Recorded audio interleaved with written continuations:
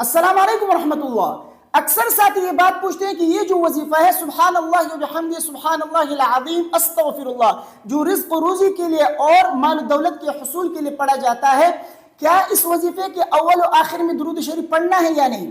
अक्सर साथी पूछते हैं। देखिए अब बात को समझे। एक है दुआ, दुआ के अव्वल और आखिर में दुरूद शरीफ पढ़ना ये सुन्नत मसनून है। उलमा ने लिखा है कि जब भी कोई शख्स दुआ मांगे तो अव्वल और आखिर में दुरूद शरीफ पढ़ा करे। इससे फ़ायदा ये होगा कि आपकी दुआ की कबूलियत का चांस बढ़ जाएगा। इंशाअल्लाह आपकी दुआ कबूल होगी, उम्मीद है, क्योंकि अल्लाह तबारक व ताला दुरूद शरीफ को कबूल फरमाते हैं। तो अव्वल और आखिर में जब आप दुरूद शरीफ पढ़ेंगे वो अल्लाह कबूल करे, और आपकी दुआ जो बीच में है वो कबूल ना हो तो ये अल्लाह के शान से बाइद है। अल्लाह तबारक व ताला जब अव्वल और आखिर का दुरूद कबूल करेंगे तो आपकी दुआ को भी इंशाअल्लाह कबूल करेंगे। तो इसलिए जब भी दुआ मांगे सुन्नत तरीक़ा यही है कि आप अव्वल जो है शुरू में अल्लाह का हम्द बयान करें, फिर नबी करीम सल्लल्लाहु अलैहि वसल्लम पर दुरूद पढ़े, उसके बाद दुआ मांगे, अपनी ज़रूरतों का अल्लाह से मांगे, और आखिर में जो है फिर दुरूद शरीफ पढ़ के अपनी दुआ को ख़त्म करें। तो दुआ में अव्वल और आखिर दुरूद शरीफ पढ़ना ये मसनून है, सुन्नत है। लेकिन जहाँ तक वजीफे की बात है तो वजीफे के अव्वल और आखिर में दुरूद शरीफ का पढ़ना ये कोई सुन्नत नहीं है। पीर साहब जब आपको कोई वजीफा बताते हैं जिससे आप वजीफा लेते हैं, अगर उस वजीफे के लिए अव्वल और आखिर दुरूद शरीफ पढ़ना ज़रूरी होगा तो आपको बता देगा। अगर पीर साहब ने आपको बताया है कि इस वजीफे के अव्वल और आखिर में दुरूद शरीफ इतनी बार आपको पढ़ना है तो फिर आपको पढ़ना चाहिए।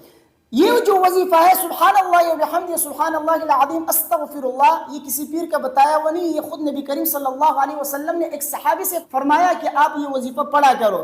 तो नबी करीम सल्लल्लाहु अलैहि वसल्लम ने जब ये वजीफा सहाबी को बताया कि आप पढ़ो, इसमें अव्वल और आखिर में दुरूद शरीफ पढ़ने का जिक्र नहीं है। नबी करीम सल्लल्लाहु अलैहि वसल्लम ने सहाबी से फरमाया कि सुभान अल्लाह व बिहम्दिही सुभान अल्लाहिल अज़ीम अस्तगफिरुल्लाह, इस वजीफे को सुबह सादिक के बाद फजर की फर्ज नमाज से पहले पढ़ो और 100 मरतबा पढ़ो।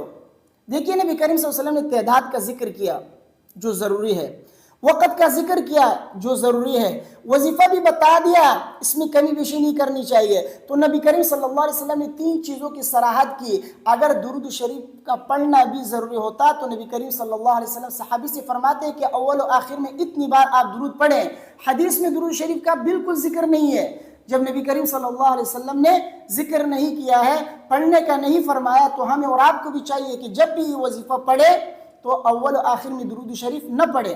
वैसे अगर आप जो है दुरूद शरीफ की फजीलत आपको हासिल करना है तो आप जो है दुरूद शरीफ वैसे पढ़ा करें, रोज़ाना हज़ारों की तादाद में जितनी मरतबा पढ़ सकते हैं पढ़ा कर, इसकी फजीलत आपको हासिल होगी। लेकिन ख़ास इस वजीफ़े के अव्वल आखिर में दुरूद शरीफ न पढ़े, क्योंकि ज़रूरी नहीं है, नबी करीम सल्लल्लाहु अलैहि वसल्लम ने बताया नहीं है, तो हम और आप क्यों पढ़े। नबी करीम सल्लल्लाहु अलैहि वसल्लम ने जिन चीज़ों की सराहत की है उन्हीं की रियायत करते हुए आप ये वजीफ़ा पढ़े। लिहाजा जो साथी ये कहते हैं कि क्या इस वजीफ़े के अव्वल आखिर में दुरूद शरीफ पढ़े या ना पढ़े, तो उनसे मैं यही कहूँगा बेहतर तो यही है कि नबी करीम सल्लल्लाहु अलैहि वसल्लम के फरमान पर अमल करें, उन्होंने जो फरमाया उन्हीं के कौल पर अमल करें, बिल्कुल उसी तरह पढ़े जो नबी करीम सल्लल्लाहु अलैहि वसल्लम ने बयान किया है। उन्होंने अव्वल आखिर दुरूद शरीफ पढ़ने का जिक्र नहीं किया, तो बेहतर यही है कि आप दुरूद शरीफ अव्वल और आखिर में न पढ़े। लेकिन अगर कोई साथी गलती से पढ़ता है या कसदन पढ़ लेता है तो मुझे उम्मीद है कि वो गुनहगार भी नहीं होगा इंशाअल्लाह, क्योंकि ये कोई गुनाह की बात नहीं है। और दूसरी बात यह कि इससे आपके वजीफे पर इंशाअल्लाह असर भी नहीं पड़ेगा। लेकिन फिर आपसे कहता हूँ